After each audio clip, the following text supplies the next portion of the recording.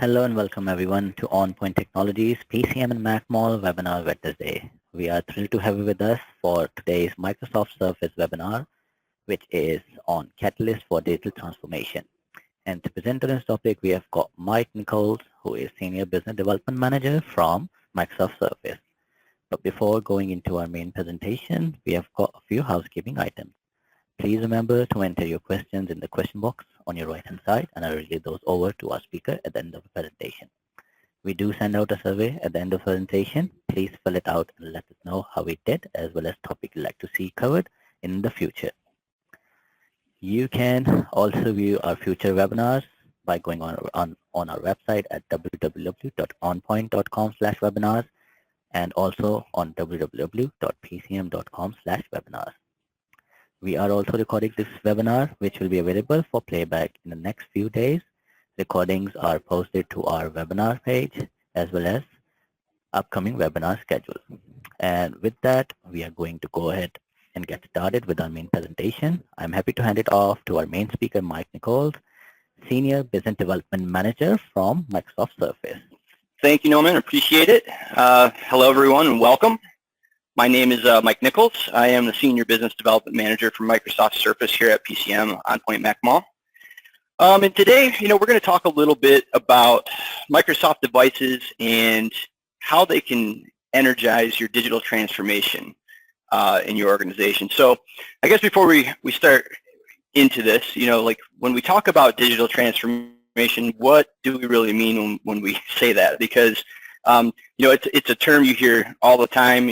I'm seeing it left and right. Everyone usually has a specific view or a unique view on what it is and how it's done. But in a business context, it typically refers to the use of digital technology to improve outcomes, right? So doing things in a better and more efficient way by digitizing the way that people work, transforming business models to provide a complete new type of customer experience, and developing new revenue streams by putting innovation at the heart of everything that organizations do. It really is that simple, right? Digital transformation is just that, and we see opportunities every day for it. I know personally from one of my own experiences that I had, when I went in to upgrade my cell phone, it was sort of a less than ideal experience, I would say. As I entered the store, I was greeted by a sales associate. They had a clipboard, and they were writing down a bunch of information, right? They wanted all my information, right? My address, my password, the type of phone that I was looking for, all the accessories that I wanted, everything except my social security number, I think. Even that might have been written down, right? So, we went through that, and I was working with that associate and provided all that information. They wrote it all down, right? And then, when it was my turn to actually go up and start, working through the process and getting everything activated, when I got there, the other sales rep had my sheet sitting there, and for whatever reason, couldn't read the other person's handwriting, whatever the reason was, but then started asking me all the same questions and all the same information that I just discussed, with the previous associate that wrote it down. And, it's a little frustrating, right? Because I was already waiting for quite some time, to get this done. And there were quite a few other customers standing around waiting for this to be done. And to sort of have to go through that again, it elongated the process. It made it longer for everyone. And I started to notice, customers were actually leaving, because they just didn't want to wait around anymore, or they didn't have the time. Maybe I can't remember exactly what time I did this. I think it was around a lunch break or something like that. But everybody, it was pressed for time, and they just couldn't wait around. And something like that really, can drag the process out when you're repeating information over and over again. So that's sort of one of my experiences and one of my observations that I saw that, there could have been a different way to do that, right? And digital transformation is the way. And it's really happening at a fast pace too. The number sticks out 100% on this slide to me. And really, the real issue is the pace at which this change is happening, right? and that challenge that it's creating for the organizations and their companies. And this number was based on a recent Fortune 500 CEO survey that found that digital transformation was the top challenge facing all of the companies today. So again, that 100% really sticks out in my mind.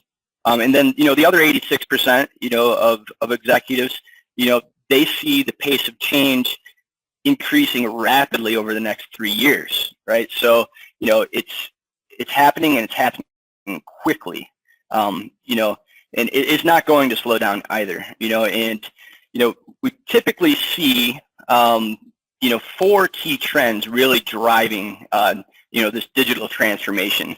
The first one is just technology itself and how ubiquitous and disruptive, and it's everywhere, right? Like, I live in Chicago. I, commute on a train to work every morning. I don't think I see a single person that's not on a smartphone or some type of device, right, that's either, doing work or, maybe just passing the time playing a game. But the technology is there, right? It's mainstream. Everybody is using it. So it really is omnipresent. And we need to access what we need all the time, right, from whatever device we're on. The second one is a changing workforce, right? And that sort of goes into why the workforce is changing and the needs, why those needs are changing, right? Even myself, right, here at PCM, I need to be able to work wherever I need to work and get things done, right? I can't be tied to a desk. That's not the only place that I need to get work done. I really, really need to be able to engage, with my peers, with customers at any given moment, right? And, the other point there is, the variable working hours, right? I think the line has been blurred quite a bit between, your typical 9 to 5 and then what we see today. With having that access and with having all of that communication and collaboration enabled, we work when we need to work, right? And we get things done when we need to get things done. So, that would be the second thing really driving this. And the third thing driving digital transformation is this new type of cybersecurity threat, which is targeting customer data, and it can quickly and significantly damage a brand's reputation. You just look to the news, right? It seems like we see something almost every week, if not every month, where, we're reading about a new breach, right? Where, thousands, sometimes millions of customers' data has been exposed. The average cost of a data breach to an organization is around $3.5 million. And that has a huge impact on the brand trust. If I don't trust the company to handle my data and protect it, I'll find someone that will. So that's another thing driving the change. And all of these trends really, create a massive amount of business pressure, right? Customers and citizens, they're very savvy. The shift has been made from, consumers being sort of passive and sort of just, picking from what's there. They're an active participant in this process now. I'd like to sort of highlight, what I read from what happened with Tesla not too long ago, where, there was a tweet by a customer and, complaining about, charging stations and, people parking there all day long. And that customer was able to reach out, via social media and, critique and give their feedback. And that information was taken right away and acted on. But you really can't do that unless you have that infrastructure in place to collaborate and address issues very quickly. And here's the real issue, right, is a lot of businesses are not keeping up, with this pace of change. And a couple of reasons for that, right? Like, there is a lot of pressure and a huge amount of pressure on IT teams to deliver all these new solutions and different ways of communicating and getting work done. But often, there is no really coherent strategy, across the organization. And there's a lot of guidance out there and minimal guidance, to be honest with you, because, everybody from McKinsey to Samsung, they're offering different solutions and advice, and, it's where do I start, right? Like, where do I start down this path? I'm hearing different things from all these different companies on telling me how I should get, digital transformation going and initiated. So that's a scary number, right? 84% of digital transformation initiatives are failing, and it's pretty scary, right? But if you do get it right, there are some major benefits, and a lot of that is coming from organizational operations.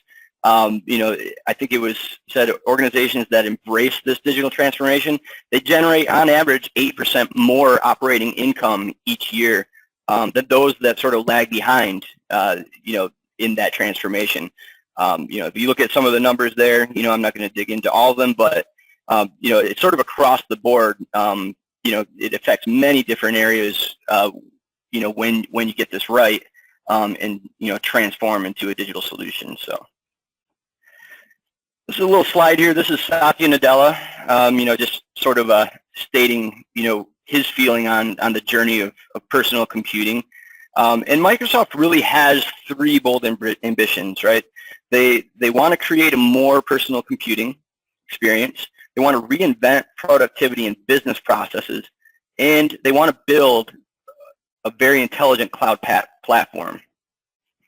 And this is sort of what's driving Microsoft and how they are doing things. And really the key to all this is putting people at the center of the experience, saying, what does this person need?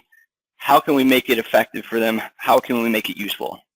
This slide is sort of just giving you a visual representation of what Microsoft's unique vision is, centered around the person, right? The person drives everything, the experience that the person needs. So, Microsoft solutions, they want to empower, businesses to achieve greater things. They have, services like Office 365, which provide access to, the full Office suite from the cloud, right? So they can access it, save it, and get it later.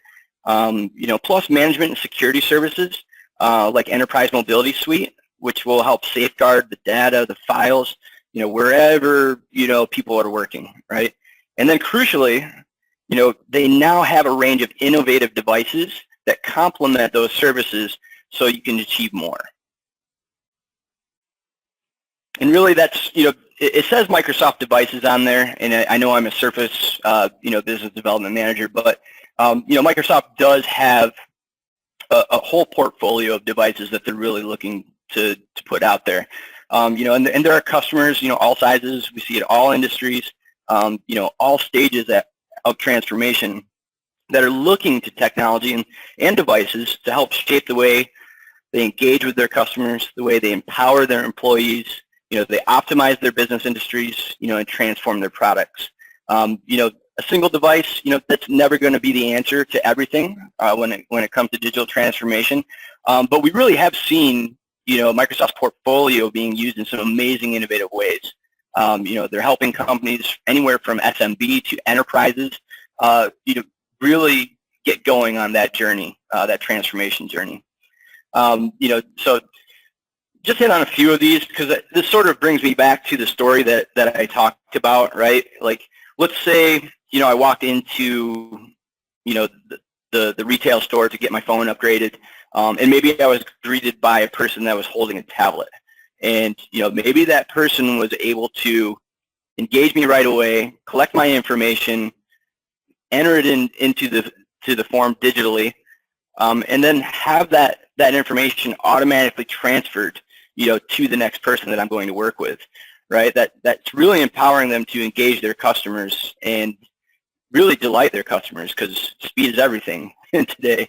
And that also empowers the employees, right? They feel like they have the tools that they need to get work done and to be effective. It optimizes the operational costs, right? So, when you're thinking about, all the different revenue streams and goals that you have to meet, like I was saying, people were walking out of the store, right? And that's definitely going to affect the bottom line for that company. So that's what I see, right? When we talk about Microsoft devices and the catalyst to digital transformation, it's helping, customers understand how to get that done in a more fast and efficient way. And it's the right device at the right time, right? Microsoft believes that people should have access to the right technology in every moment, right? And that technology should run on the same software and services so people can work on whatever device they want. Sort of imagine, right, if you're working on a document, maybe I'm on my way into work and I'm working on an Excel sheet or some other document on my phone. I'm editing it, I'm working on it, and then later on I'm going to walk in and I'm going to work on this with other people, maybe on a Microsoft Surface Hub that's sitting in our conference room. And being able to do that and just share what I've been working on my phone to this large screen and have it, no compatibility issues, no scaling issues, boom, it's just there. It's there when I need it and how I need it to work. And that's sort of what they mean by putting people at the center of the experience, right? Like, I need things to work for me. I need to be able to work on this and then share it later, and I don't need any hiccups. The technology should sort of fade in the background, if you will, right? And so this is, the portfolio of devices that Microsoft has, and that's why really Microsoft, is in the business of making devices, not just to evolve and improve, but really revolutionize, the way that people work, the way they learn and create, and really define or redefine and establish new categories of devices. So, really thinking outside of the box, trying to understand, hey, what is the goal here? What does that person need to be effective, right? Again, being human-centric to the experiences, personal computing. And they drive that, these devices drive that because they allow for a natural and personal interaction, right? You can interact with the pen, with touch, voice, engage multiple different ways, with the device. But they also sort of push, the envelope on what versatility means, right? So, by easily adapting from, something being more than just a smartphone or more than just a tablet, they adapt to the way that people move, whether it's at their desk, if they're, it's in their lap, on the go, or in a meeting, right? The versatility needs to be there in these devices, and I think it is. And then Microsoft does obsess over every single detail when they make these devices. If you ever get the chance, there are some, I think, great YouTube videos on there that really walk you through Microsoft design process and the teams that are involved and how they collaborate and how they bring people together to really try to drive innovation and quality in the devices, right? If you think about, the camera that's in these devices, they're used to look at your face when you log in with Windows Hello. The Surface Pen, it feels great in your hand. And when you write, it does really feel like a paper-like experience. So the point is, they really take their time. Everything is meticulously crafted. And everything works together, right? So like I was saying, everything needs to be connected, right? You need a connected experience. So, when I go from place to place or I swap to another device, I can't lose any of my productivity, right? I need it to be there. I need it to function. And that's really, digital transformation is more, right, than just a device. It's a lot of what I talked about, all the other services that Microsoft has, in terms of, Windows 10, Office 365, Enterprise Mobility Suite, all those things, right? Like, Microsoft is very uniquely placed to help customers through that journey because they have the right mix of hardware and software and services. It's all together now, right? So, they can offer a very, compelling, proposition and really, it's just an end-to-end focus on empowering businesses, right? That's what defines Microsoft. And really, I don't think any other company offers, that type of experience, to their customers. So, with that being said, I sort of breezed through this, but I did want to leave, some time, at the end here for some questions and some discussion. I'd love to open it up and, versus, going through the slides. I think a lot of times, we get a little bit better information when people are actually Axel to ask some questions, and we'll get into discussion. So if we want to open it up, Norman, right now, we can open it up to any questions that folks might have. Thank you so much, Mike, for a lovely presentation. We have got a question from Louis. He's asking, all this is good, but I'm having difficulty in contacting someone in your company to start off the services. Can you call me up, or can you link me up to someone who can help? Absolutely, absolutely. Nolan, if we could just take his contact information, and I'll reach out to him right after the presentation and make sure that he's connected with somebody on our team. Sure, I will send you off the details of Louis. The second question I can see is from Jeff. He's asking, will there be a Surface phone as well? Aha, a Surface phone. So right now, the phone situation is, it's Lumia. That's the brand that's out there. I've seen a lot of, I think we've all seen a lot of rumors, right, floating around about a Surface phone. And to be honest, I am one of the people that would love for that to be true and real and ready to go. But at this point in time, right, that's all it is. It is just rumor. We haven't seen anything from Microsoft to indicate, that they are launching a device.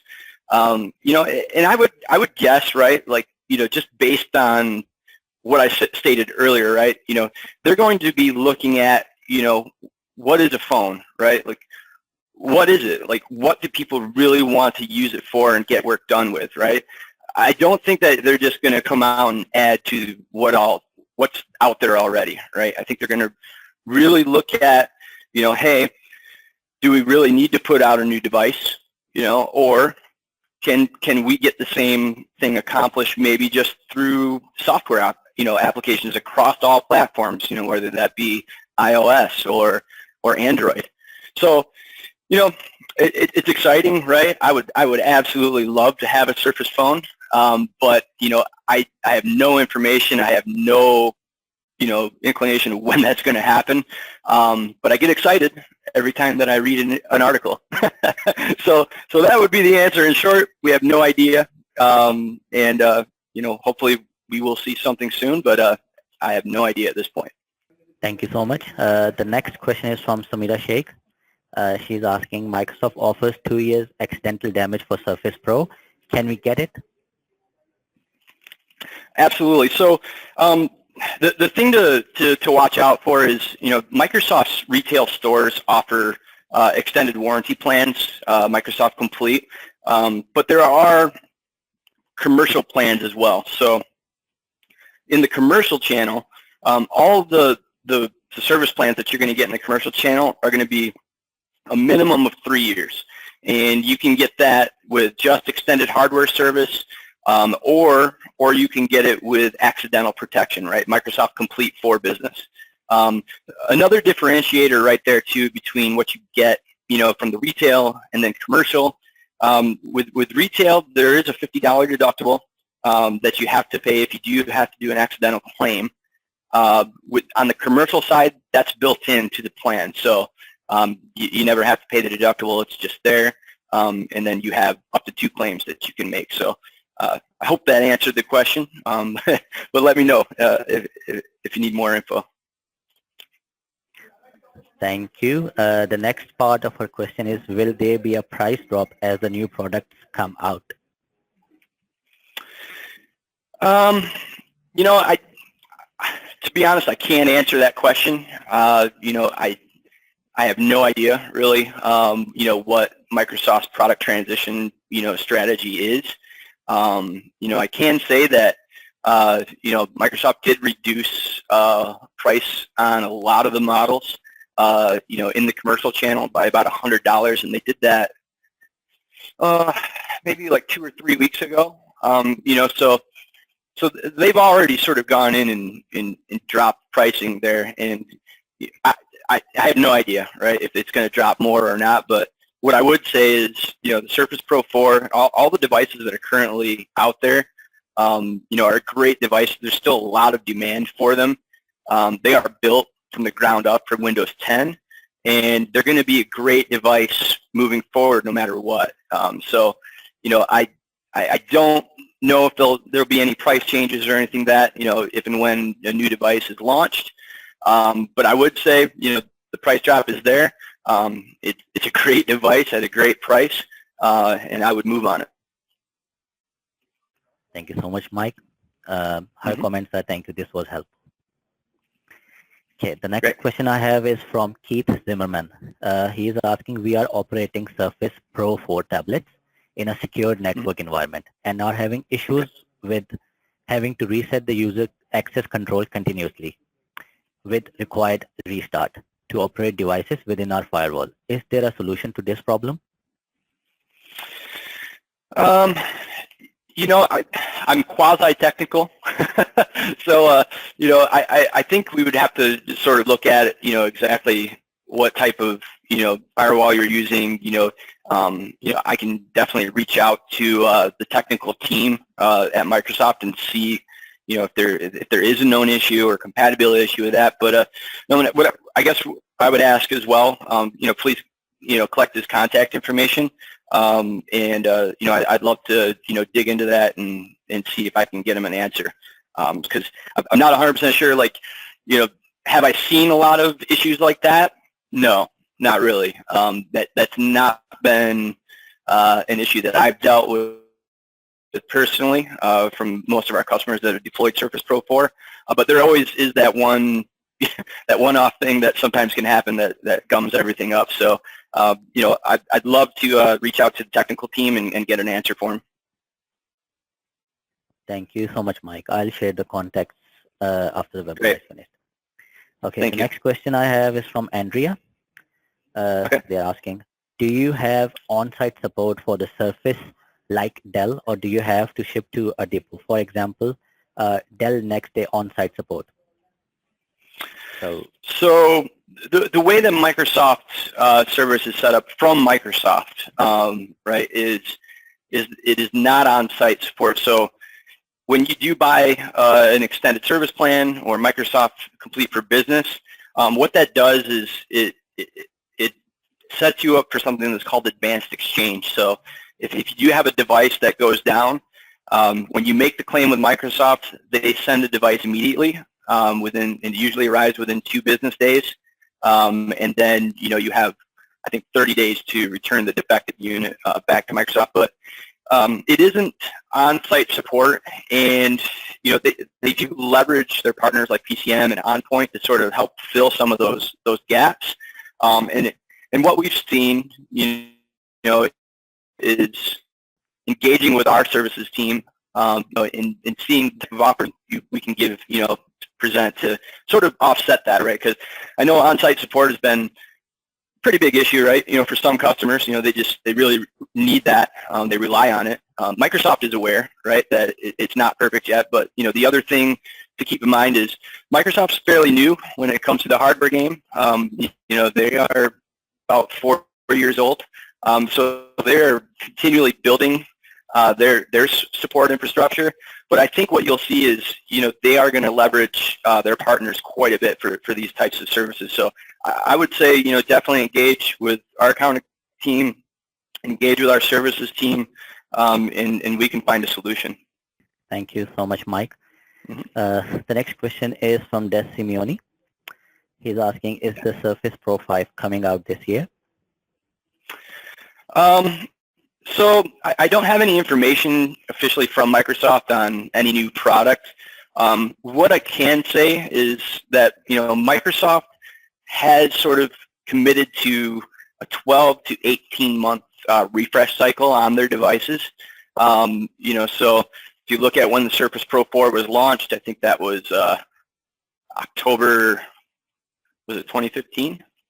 I think it's October 2015. So we are right in that sweet spot based on what they've stated, what their refresh cycle is going to be on the devices.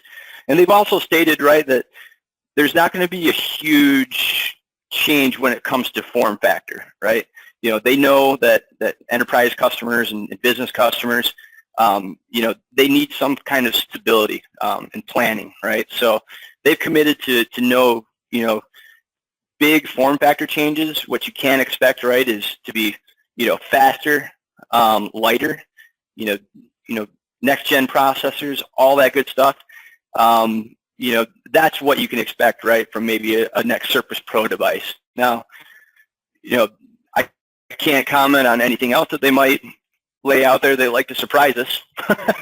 So when they announced Surface Book, I had no idea that was coming. So they always have something up their sleeve, I feel. But that's all I know, right? I don't have any official information in terms of like a launch date product, but I can give you that, right? They're going to commit to a 12 to 18 month refresh cycle, so we're about there.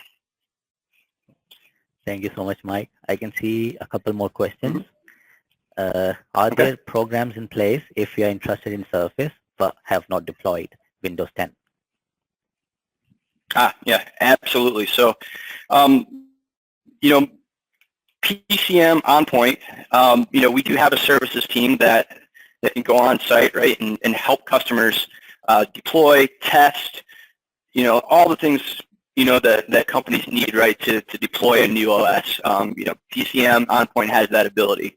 And Microsoft has programs and funding programs in place that will help offset the services costs to the end customer, right? So, if we go in there, we'll nominate the customer with Microsoft and say, hey, this is what we're doing. We're helping with deployment and adoption of Windows 10 and Surface. I think they're a good candidate. Let's help them out. Let's cover some of the services costs to get there, right? So those things are definitely in play. And I think currently there are a couple of different programs like that that'll run through the end of June. And if you need more information on that, just feel free to reach out to your account executive, and they'll in turn reach out to us and we get them all the details. So. Thank you so much. What is better, Surface Pro 4 or Surface Book? So that's a great question.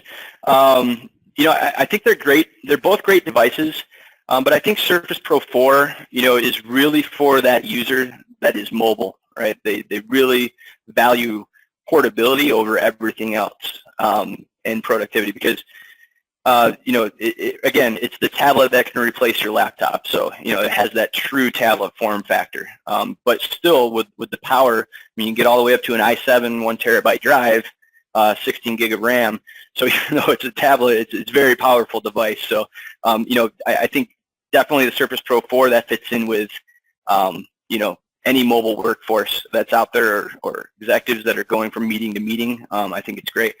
Surface Book would be more or less, like where you're really sitting down and you need to get work done, right? It's that more traditional clamshell type device, but with the screen does detach, and then you can use that as a clipboard and walk around and document things, maybe collaborate with people, in a portable sense, and then bring that back to your desk, reattach the screen, and boom, just start working on everything. And then there's additional power in the base of the Surface Book as well, so a lot more graphics power for applications like AutoCAD or, Adobe, things like that. So I would say that's the main difference between the two. The Surface Book is not as light as the Pro, definitely. So, but I still haul around everywhere, and I like it. So, so that would be my answer on that one. Thank you so much, Mike. There's one more question which just came in. Is there a contract or subscription to have a Surface? And it's from Vincent Remedy. So there are a few things that have been mentioned out there. I know Surface as a service has been mentioned by Microsoft. And there are definitely programs in place to get this done. I think it's somewhat still being ironed out from an operational aspect, just because there are a lot of wheels in motion when we go through that with financial companies and in our company and legalities. So I would say yes, it is available, and we can get it done. But I think, it's not quite there, but I think it will be very soon, at least in the commercial channel. I believe Microsoft may have their own version on the Microsoft Store that they've worked out, but with their commercial partners, it's a little bit different in terms of how it works. I think that's mostly due just the quantity, right? We're dealing with enterprise customers sometimes that have thousands of devices, so it's a little bit different. Thank you, Mike. His next part of the question is, does Microsoft have their own financing? Yes, I believe they do. We, here at PCM, right, we have many different financing partners that we work with. So, I think definitely, I know there is one. I don't know how often we went through Microsoft financing, and that just may be, the messaging hasn't been really pushed out as much, on there from marketing or whatnot. But no, they do. They have their own financing department. Thank you so much, Mike. These are the questions which I can see in the question box. If you still have any questions after we finish, please email us at mec@pcm.com, and we'll be more than happy to answer those. And they'll all be answered by Mike. And before I end, Mike, have you got any closing comments? So before I close. No, just really wanted to thank everyone. Thank you for the questions. Really appreciate it. I was excited to do the presentation, and I'll definitely follow up with those the couple of customers that needed additional help. And thanks again. Thank you so much, Mike, for a lovely presentation and also answering the questions. I will surely share the contacts after the webinar is over. And with that, thank you all for joining us today. Please be sure to check out our website for future webinars and upcoming webinars, and also the video will be posted on the webinar page as well. Thanks again for joining us, and we hope to see you for future webinars. Have a great day. Thank you.